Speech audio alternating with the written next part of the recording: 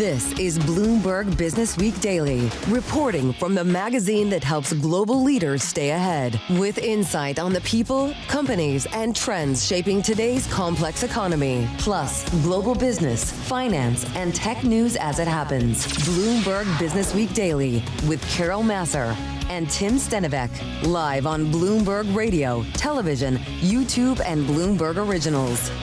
And a very good afternoon, everybody, live across Bloomberg platforms. Yes, indeed, this is Bloomberg Businessweek Daily on a day where, well, we are seeing both bonds and stocks rally. Kind of interesting. This is not what's supposed to happen in a normal trading session, but nonetheless, on this Tuesday, November 25th, that's what's going on.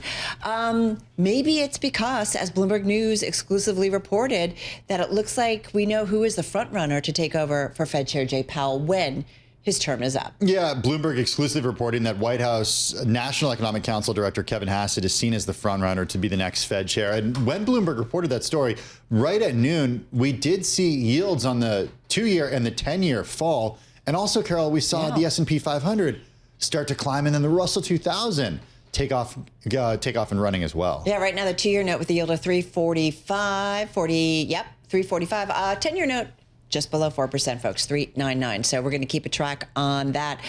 The reason why is Kevin Hassett, right, seen as someone who would really bring the president's approach to interest rate cutting to the Fed, which President Trump has long wanted to control, according to those people in the know in that exclusive Bloomberg report. So it is moving markets. It's moving markets. What else is moving markets? Google, which is now, quote, fully awake in the global AI race. Also, the question, what does it mean for Nvidia? Yeah, a lot of questions there. Plus, Ukraine, Russia, U.S., China. We talk national security and cybersecurity. Folks, it's all connected. Also, Racquel Oden joins us, HSBC U.S. Head of Wealth, Premier, and Private Banking, on the giving shift. All right, all of that to come, folks, over the next 60 minutes. First up, let's get a check on that rally in both stocks and bonds on this Tuesday. Here's Amy Morris.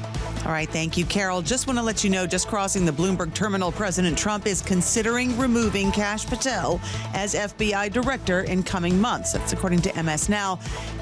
Reportedly, Trump and his top aides have grown increasingly frustrated by the unflattering headlines that Patel has recently generated. Again, this is just now crossing the Bloomberg terminal that MS Now is reporting President Trump considering removing Patel as FBI director.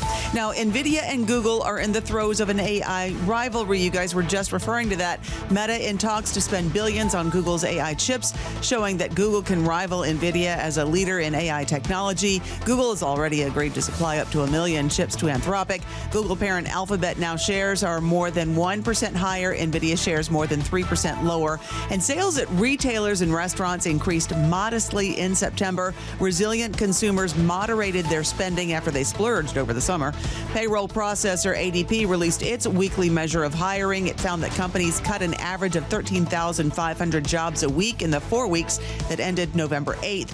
That report may be a sign that hiring is slowing since September. Money markets pricing in about an 80% chance of a Fed rate cut in December after dovish remarks from some policymakers signaling support for the labor market. And of course, we check markets for you all day long at Bloomberg. Green across the screen. The S&P 500 up 0.75%. NASDAQ up 0.4%. The Dow up 1.2%. The 10-year Treasury yield at 3.99% and the 2-year yield at 3.45%.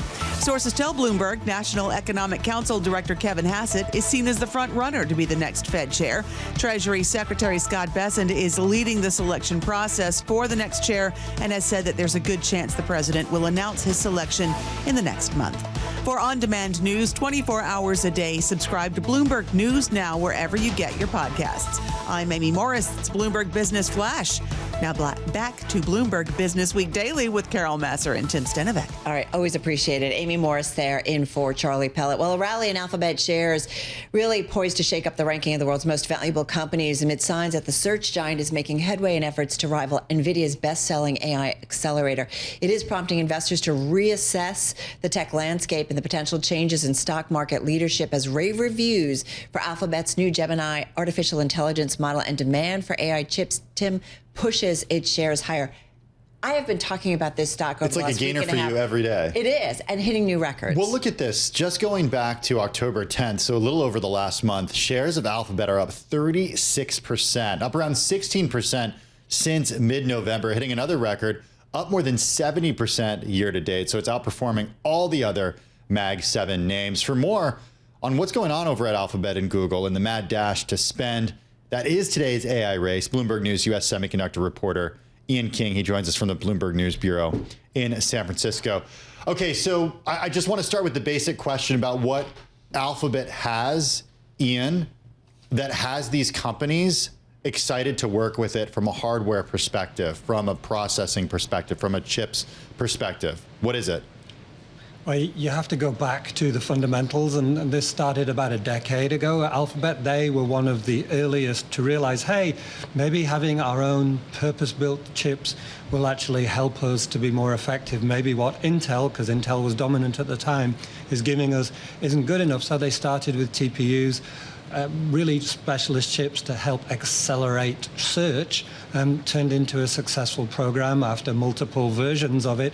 And here we are 10 years later, where they have chips to the point where they are usable and other companies actually want to use them in a way that would help with their AI efforts. So are they a real threat, Ian, to Nvidia?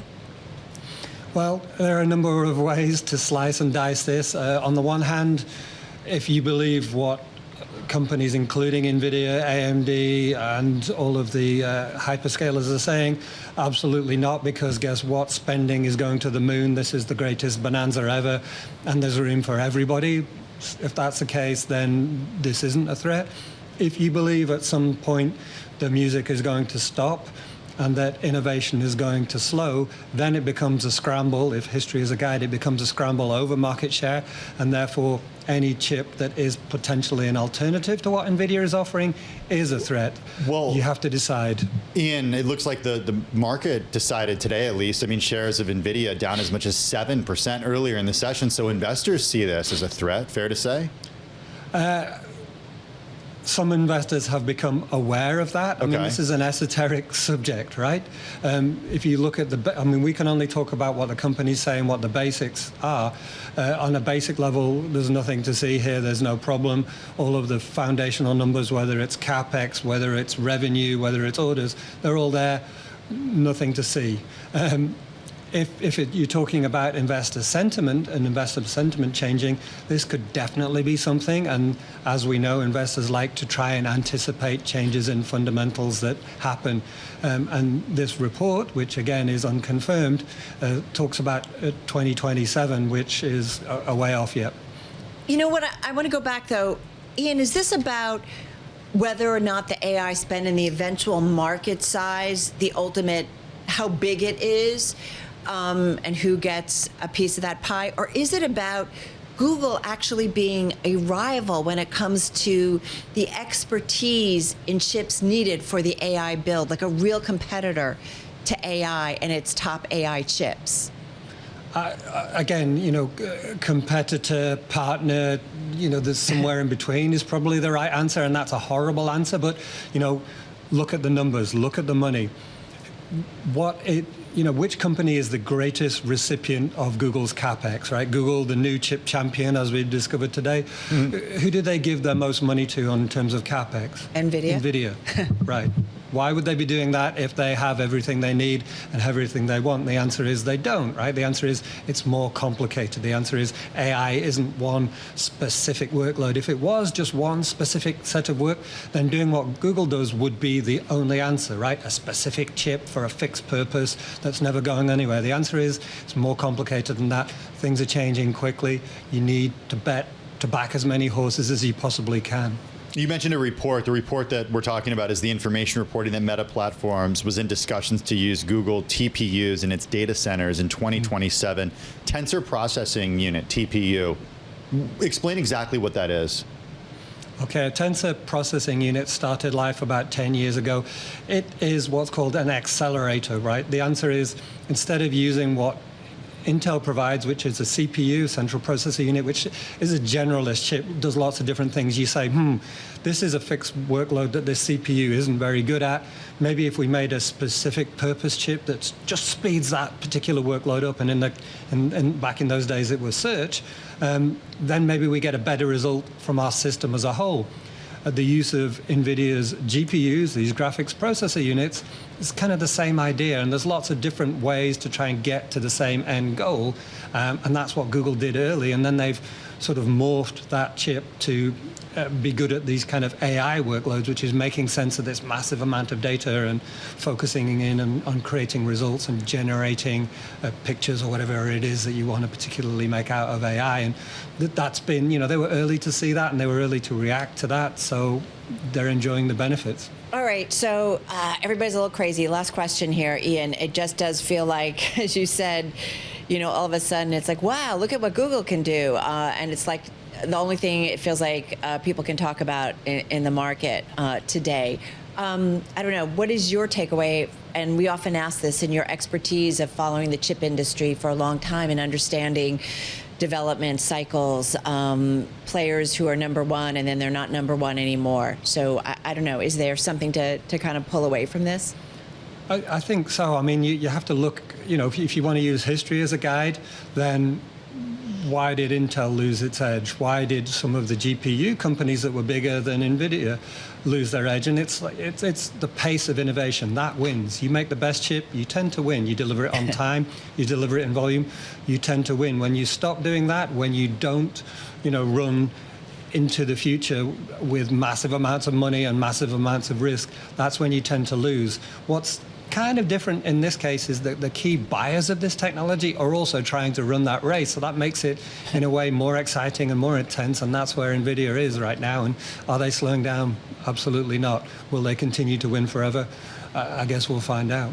All right. Good stuff as always. Hey, Ian, thank you so much. Bloomberg News U.S. semiconductor reporter Ian King. Shares of Alphabet, they're up about 1.33% today, up about 70% year to date. Nvidia shares are down almost 4% in today's session. Tim, they are up about 30% year to date. Mag 7 pull back a little bit. They're up about 20% year to date. Okay, well, let's talk about the big tech trade and where we go from here with our next guest, who sees markets remaining unsettled with core leaders coming under pressure. We've got Stuart Kaiser with us, head of equity trading strategy over at Citi. He joins us here in the Bloomberg Businessweek studio. We're going to talk tech, but just about 2 hours and 11 minutes ago, our Bloomberg News team broke a story about Kevin Hassett of the National Economic Council, White House Economic Council, becoming the key emerging person who could become the next Fed chair. We saw markets react. We saw yields on 2s and 10s move lower. We saw stocks go higher. What was your reaction to the possibility of a Fed chair Hassett? Look, I think Hassett's been on sort of the short list with Kevin Warsh and maybe Rick Rieder and Waller maybe for a period of time now. So not too surprising that someone out of that core group is sort of being called the favorite. I'd probably tap the brakes on exactly knowing what the outcome here is because President Trump has tended to bounce around back and forth between the various candidates. But I think Warsh, Hassett, Rieder are all considered very credible economists. Very, very deeply understand macro markets. Is Hassett credible?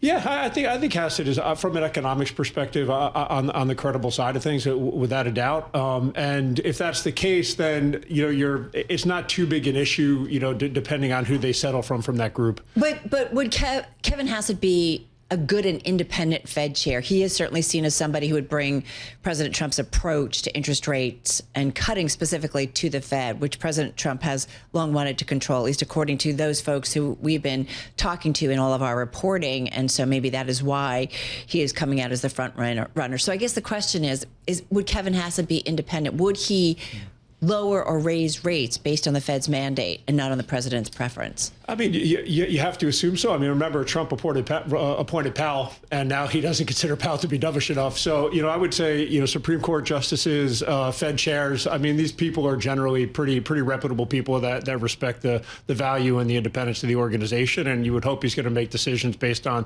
the incoming data. Clearly, a president is going to pick a chair that is consistent with their view. So, it wouldn't surprise you that maybe Trump would settle on someone that skews a touch more dovish. But the fact is that whoever the chair is walking into what's basically a split FOMC right now. Mm-hmm. That FOMC is also filled with 12 other people who are very reputable economists who are not simply going to be kind of pushed around, and I think who are going to respect the data, respect the dual mandate as well. So it's not as if you're appointing someone that goes in and just makes the decision, right? So again, I think all the three or four of the core candidates I think are pretty well respected economists.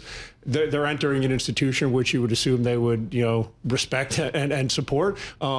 Every every chair is going to have a little bit of a hawkish or a dovish tilt, or maybe a little more focus on inflation versus a little more focus on the growth mandate, and that's fine. I don't think that's particularly offsides or inconsistent with history. So yeah, I mean, I think any of those core will be fine. Let's talk markets. Yeah, let's talk markets. I mean, we just talked about with our Ian King about what's going on in terms of Alphabet versus Nvidia, who wins, who not. I mean, Alphabet's been on a tear this year, Stu. I mean, it's up about 70% year to date. You do see the markets remaining unsettled with core leaders under pressure. How do you define unsettled when it comes to markets? What are you looking at? And what does this mean maybe over the next 6 months, 12 months? Yeah, I think unsettled is kind of what we've seen really for the last month or so, which is four kind of key things have changed in our view that have made the markets a little squishier. The first is that retail has pulled back considerably. And whether you believe or don't believe that retail is driving the market, certainly institutional investors are aware of that shift in supply demand. So again, that's created a little bit of uncertainty. AI, the reaction function of AI has clearly shifted, whether that is Meta or Palantir or Oracle or Nvidia, and you can't ignore that. The third thing is retail. Retail earnings were soft, and the commentary from management was very, very cautious. We just got a pretty weak retail sales number as well. So regardless of all the rest of it, people are saying, wait a second, this U.S. consumer has been the white knight of the economy and, global economy probably for multiple years, and now seems a little bit under pressure. And then last would be the Fed, some uncertainty there. So not all of those uncertainties. It's a lot. Yeah, and like in and of themselves, each one of these might not be, an issue, but you put them all together and they've created some uncertainty. You're also in a tricky time of the calendar. You have portfolio managers who've had a really tough year. Yeah. If you're up year to date, you're not going to play hero ball between now and the end of the year as well. So I think you've made people a little more cautious for a lot of reasons. So I think right now it's hard to have a really, really strong tactical view. If we had to pick one, we're going to pick higher into year end. We do think ultimately you get a rate cut and the seasonality pushes you there, but the risk reward around that is not nearly what it was a couple months ago. What changes your view between now and the year end, where you'd say, actually, we're not thinking higher till year end now? Yeah, the data, probably December 16th would probably be the single most important date on the calendar, which is going to be, dual payrolls reports. Our view is the unemployment rate is, if you had to pick one thing, is the single most important thing for the market. So that's going to be a very important day. Before we get there, Black Friday, Cyber Monday will be important, but the single biggest day is December 16th. And to remind everybody, that comes 6 days after we hear from Fed Chair Jay Powell, and the entire Federal Reserve, the FOMC, is going at this without the typical data that it has ahead of a Fed decision. Yeah, 100%. I mean, and you're also getting the inflation print on the 18th. So you could imagine a situation where the Fed cuts 25 basis points, tells you they're data dependent in 2026, and then boom, you get hit with really weak labor markets the next week, and vice versa. So I'm not saying either or is going to happen, but our view at this point is the logic behind the rate decision is as important as whether they cut or not, right? If they don't cut and it's because the labor market looks solid and the beige book comes in very positive, that's good. If they do cut and the market's like, wait, you all look like you might be behind the curve a little bit because the next week we get weak labor markets, less good. So really, we are data dependent, probably a meeting before we expected to be. But if you're asking what could change my view into year end to become more bearish, should be we get some weak holiday spending data, and then that labor market report is unfriendly to the markets. Yeah, that would certainly do it. And because you'd be looking at both sides of the mandate right there for the Fed. Hey, Stu, thank you so much. Really appreciate it. Yeah. Stu Kaiser, head of equity trading strategy over at Citi. All right, from markets and the U.S. economy to geopolitics, where we are when it comes to peace between Russia and Ukraine, and when it comes to the frenemy relationship between the two largest economies. Yes, we are talking U.S. and China. All of that when Bloomberg Businessweek Daily continues on this Tuesday. This is Bloomberg.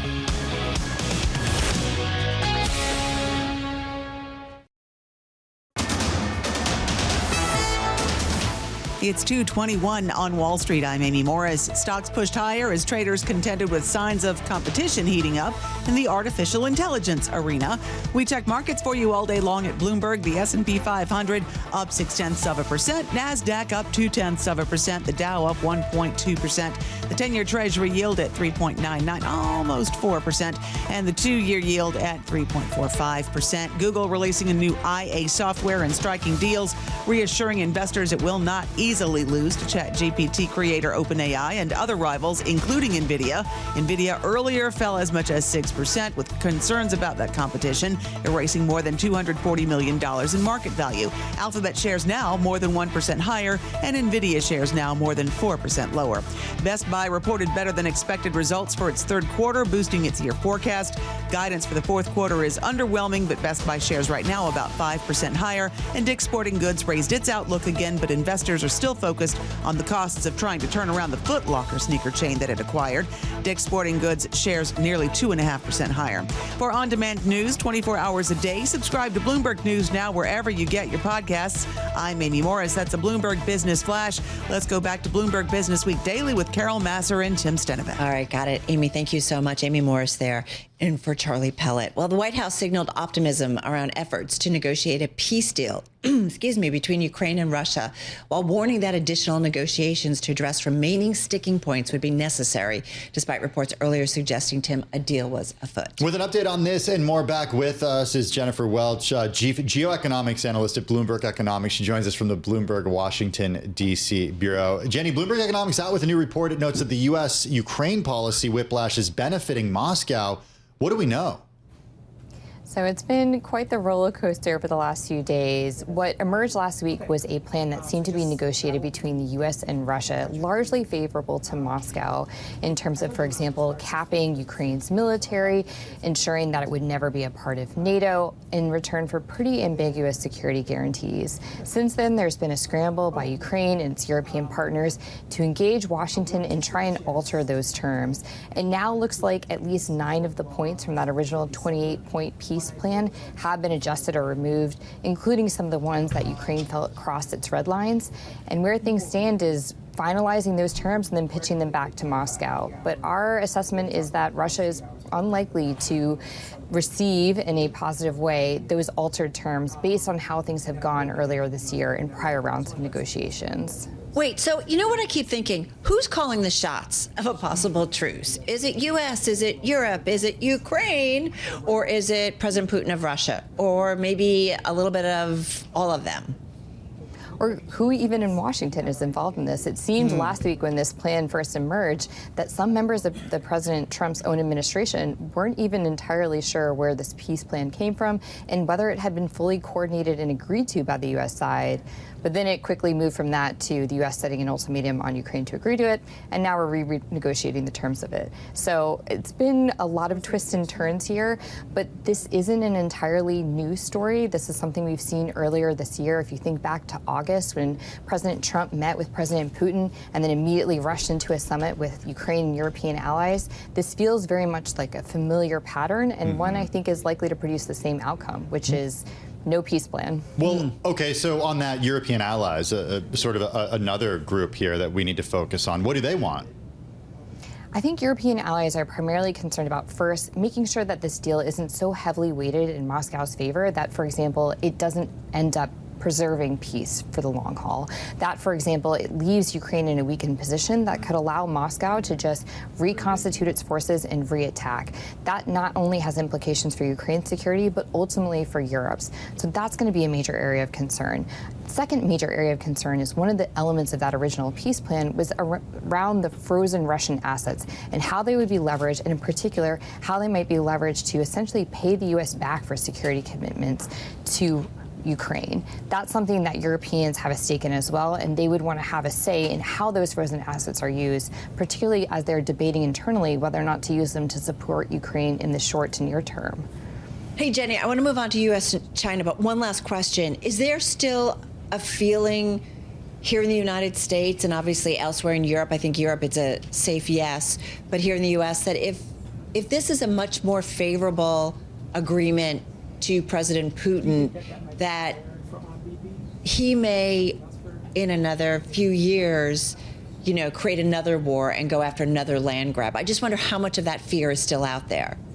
I think that's certainly a concern among foreign policy analysts, especially having watched Putin play this playbook before. We saw with Crimea back in 2014. He played out the peace process. He drew out negotiations and pretended to be genuinely interested in peace.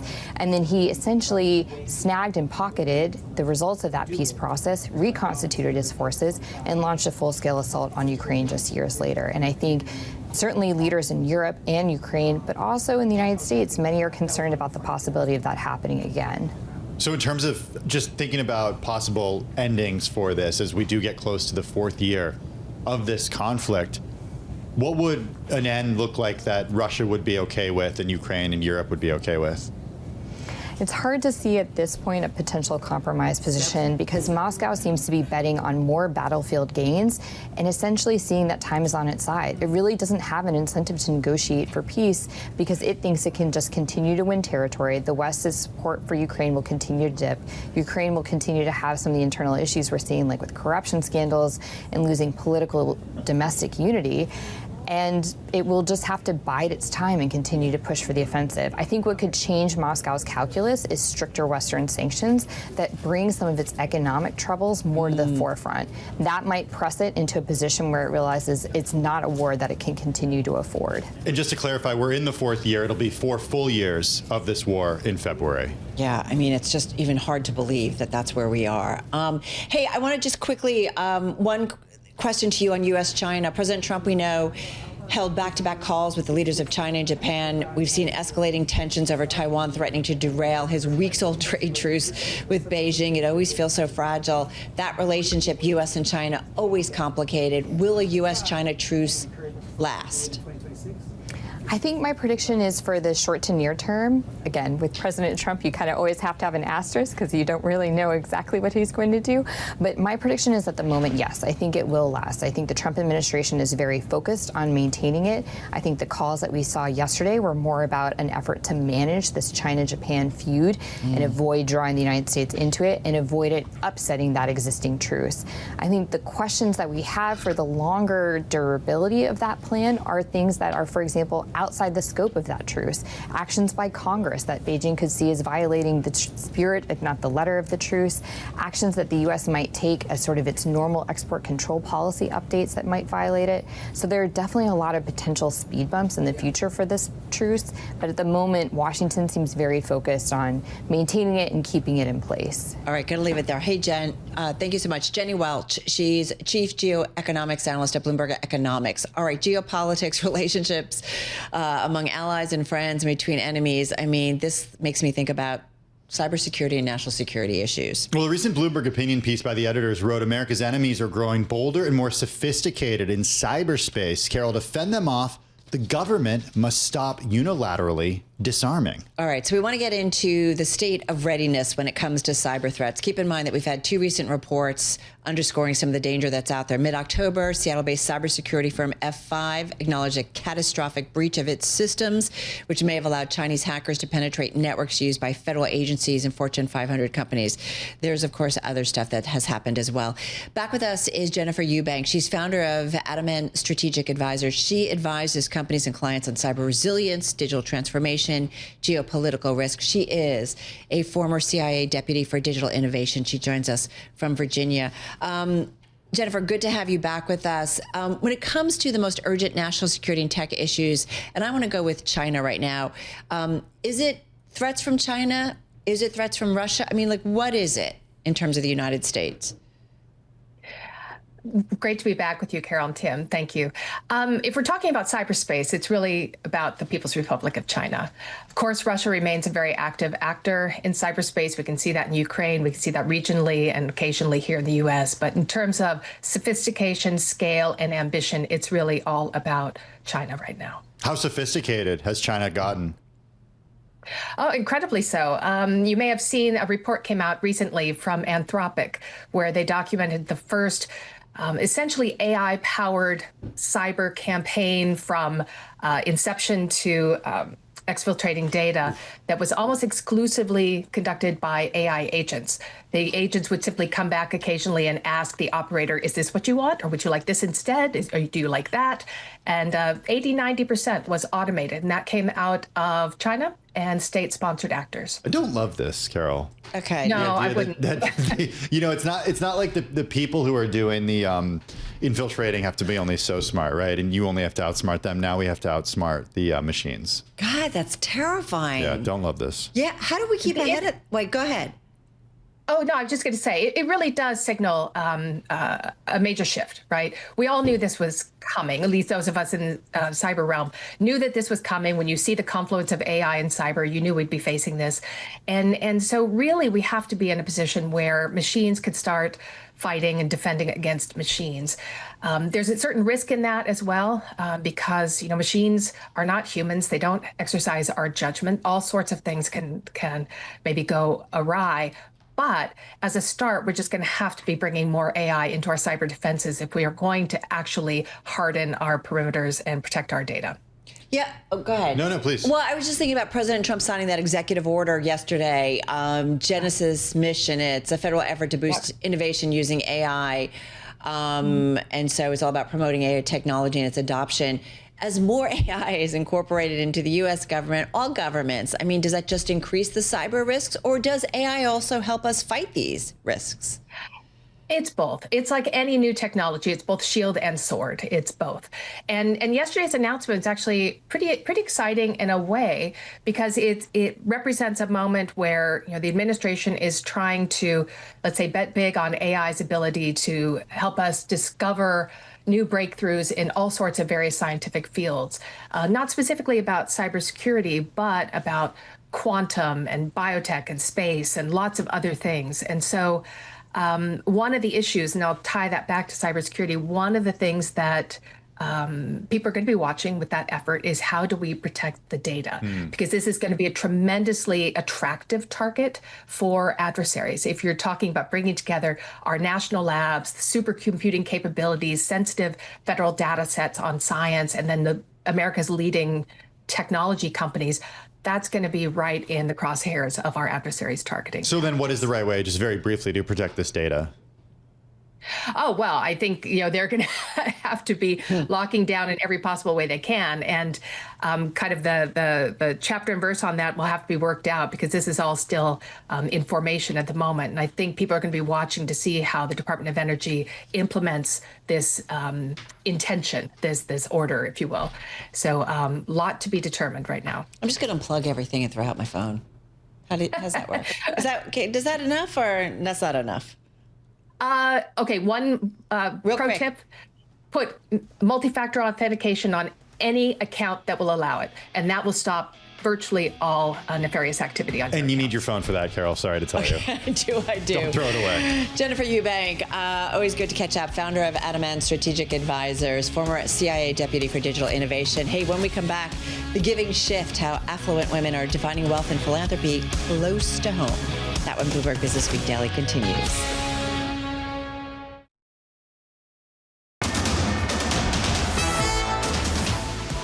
It's 2:40 on Wall Street. I'm Amy Morris. U.S. regulators moved to relax capital requirements that lenders said limit their ability to act as intermediaries in the Treasuries market during times of stress. These revisions would reduce holding companies' capital requirement under the enhanced supplementary leverage ratio to a range that's substantially equivalent to the plan from June. Sources tell Bloomberg the National Economic Council Director Kevin Hassett is seen as the frontrunner to be the next Fed chair. Treasury Secretary Scott Bessent is leading the selection process for the next Fed chair and says there's a good chance President Trump will announce his choice within the next month. The tech sector trimmed earlier steep losses from earlier this session. Traders contending with the AI chip rivalry between Nvidia and Alphabet, and we check markets for you all day long here at Bloomberg. S&P 500 up 0.5%. NASDAQ little changed on the upside. The Dow is up 1.2%. The 10-year Treasury yield 3.9999%, right at 4%, and the 2-year Treasury yield at 3.4%. For on-demand news 24 hours a day, subscribe to Bloomberg News Now wherever you get your podcasts. I'm Amy Morris. It's Bloomberg Business Flash. Now back to Bloomberg Businessweek Daily with Carol Massar and Tim Stenovec. All right, Amy, thank you so much. Well, alternative asset managers have been snapping up insurers in recent years, gaining access to a stable source of long-term capital to fuel their investments. Apollo, we know, pioneered the model with its insurance arm, Athene, investing in financial products, Tim, created by its asset management division. Recently, though, the close ties between private equity and insurers have drawn scrutiny, as the latter had traditionally put their money in the most liquid parts of the market, such as high-grade bonds and stocks. The recent blow-ups of auto parts firm First Brands Group and subprime auto lender Tricolor Holdings have exacerbated fears about credit losses across the financial industry. Yeah, this is a worry, and it really fits into, I feel like, the broader conversation we've been having about private markets, private credit. It's a lot going on. So we just wanted to throw that out because that's a story that is certainly on the Bloomberg today. And we want to talk about it a little bit with our next guest. Let's get to our weekly segment, Women, Money, and Power. We explore all the economic implications of how women are poised to control more money than ever before as the biggest beneficiaries of the great wealth transfer. So with more on all of that, we welcome Racquel Oden. She is head of international wealth and private banking at HSBC, joining us in studio. And we wanted to do that because part of, wealth, and when we talk to wealth managers, private bankers, is that we know investors, clients, consumers of yours, they're interested in certainly the private markets, and it's a big part sometimes of their portfolios, or they want it to be a part of their portfolios. Yeah. And we're going to talk about your report on the giving shift in just a moment. The credit concerns or private credit markets, private market worries, what are you hearing from your clients about that? What is the discussion you guys are all having with your team? Yeah, so I think, as you said, this is one, it starts with diversification, right? So it's not the primary part of the portfolio, but there's clearly a need and there's an interest for a sleeve of your portfolio to be part of this. How much is usually in a client's portfolio that you work with? And I know everybody does it a little bit different. I was going to say, it depends. But what's the range typically? I think on this, you're talking like 10%, 5% of the portfolio. These are things you're going to look at. And by the way, this is if it makes sense for the client, if they have interest in it. I think as you think about the private equity markets, you think about AI, you think about, will the Fed make cuts? These are all the interesting questions we get from our clients today, specifically of how do I respond to that and make sure that I'm still focused on my long-term goals with all of these different aspects happening, as well as the regulation with all of this too. What is this going to look like, and how do we manage these private equity markets? That's something that is certainly also being looked at. But in that 10% slice, it's not 10% private credit. It's there's some venture capital in there. There's some private equity in there. I mean, some people may ask for exposure to crypto in that alternative. So I don't know, is that kind of how you see it? Like a very small portion of it, the typical portfolio would be private credit? Private credit, but at the same time, exposure to crypto is something you have to decide if that's specific to you. I can't say that's something that big banks are getting behind. But again, it comes down to the individual, what they're looking for, and how do you balance the risks and all this that we're talking about, and also making sure that this isn't becoming your primary way of attaining retirement is key to that. Yeah, because it's just been interesting. We are trying and talking to smart voices like yourself and just trying to get an idea of what people are hearing, thinking, saying, because we know that Jamie Dimon made the comment about more cockroaches out there. We've been looking at, there have been some trouble, certainly in some of the subprime auto lending area. Yes. And we had the Apollo CEO, Mark Rowan, speaking as part of a presentation on the firm's retirement services business.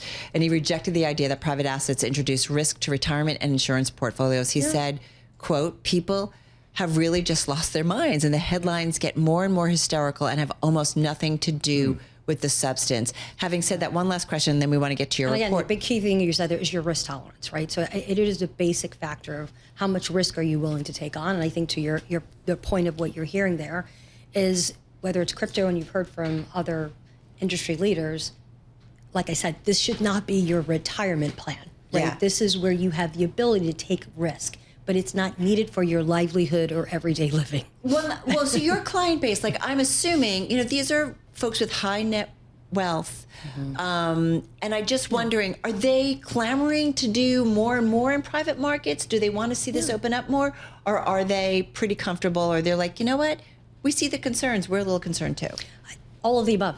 Okay. Right? Check. No, genuinely all of the above. But still, there should be some level of openness to the exposure to it. And I think that's the part you are seeing from this client base. Now, I always think about this, and you and Tim and I talk about it. Men and women are different. And I always think about risk tolerance. But talk to us, you've got a report out, The Giving Shift, Global Living, Local Giving, how affluent women are defining wealth and philanthropy close to home. Yeah. Talk to us a little bit about this report. And I am always curious how it differs, maybe perhaps from what men might do. Yeah, so I think it's between men, women, and the generations, which I think was great about the report. Yeah. And so we surveyed over 1,000 affluent clients, and really from the standpoint of what matters to them most. And I think there's 3 key factors that came out of this. The first one being 60% of affluent women said giving financially is extremely important or very important to them. So if you think about that as a factor in itself, so you just talked about the transfer of wealth going to women. Right. They're saying it's a top priority for them to give financial wealth, which I think is a very different factor between men and women. That's the first one. What does that mean? So what they're basically saying is, as I create my wealth, I want to make sure that I can give financially to giving.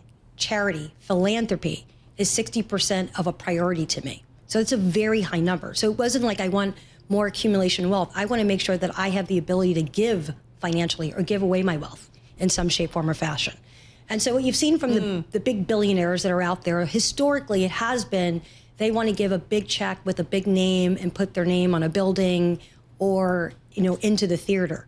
What's different here is what you're seeing in women and their giving. It really is they want to give close to home. They want to give to local charities or local things that they can see immediate impact, less about having their name on a building. How much about the giving is giving while living versus promising assets or promising money in a will? Question. It's both, right? So giving while living. So as they're accumulating their wealth, they're focused on how can I give while I'm living, but more importantly, how do I make sure my wealth lives on? So their passing on is just as important to them critically.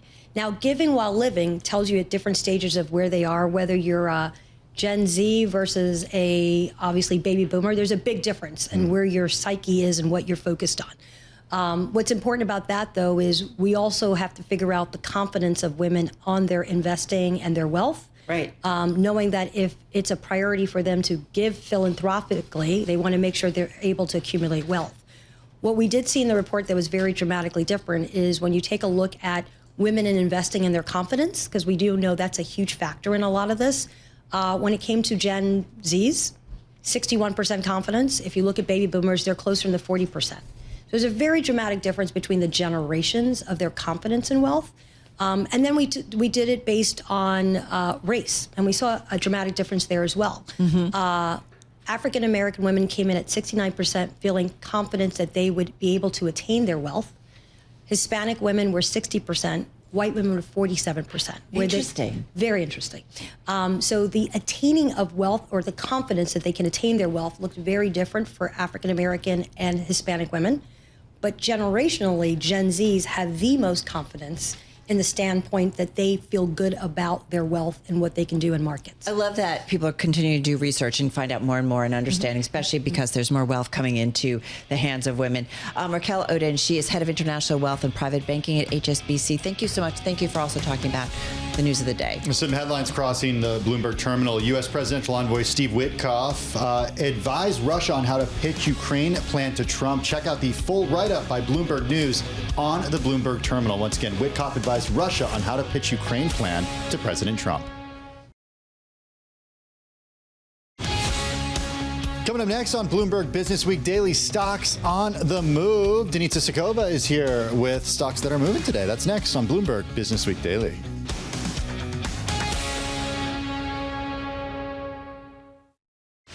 You're listening to Bloomberg Businessweek Daily with Carol Massar and Tim Stenovec on Bloomberg Radio and Television. All right, everybody, you are listening and watching Bloomberg Businessweek Daily. Carol Massar, Tim Stenovec, live here at Bloomberg headquarters. Do want to mention a Bloomberg exclusive just crossing the Bloomberg terminal.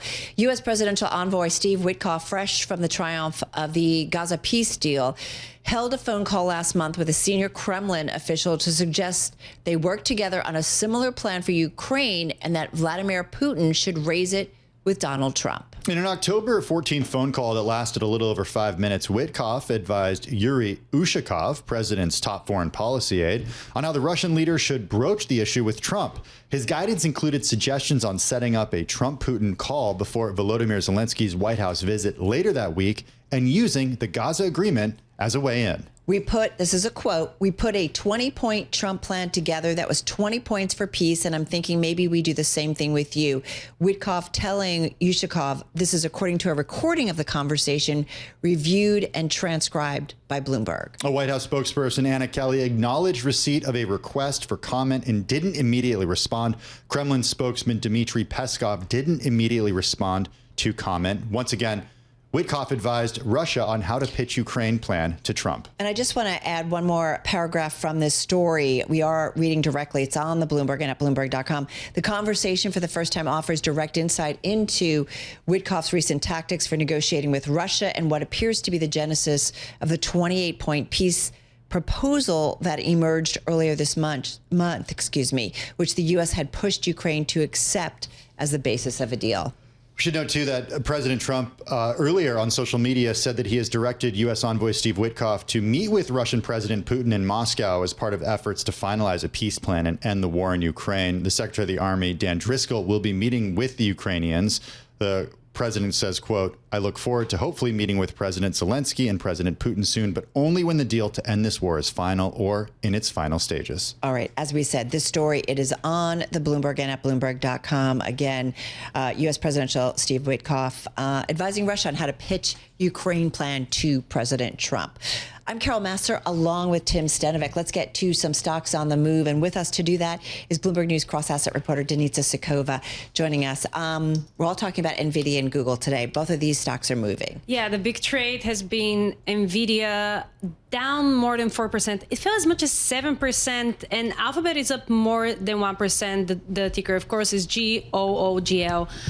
Of course, it's coming off Nvidia and Google AI chip race intensifying. This has been something people have been warning for a long time, but it seems that the latest thrust was as Meta reportedly is in talks to spend billions on Google's AI.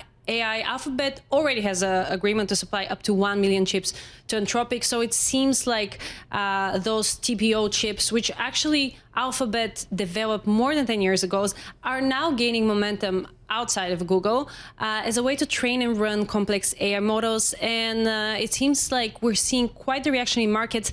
Google is approaching $4 trillion market valuation and is up 70% this year.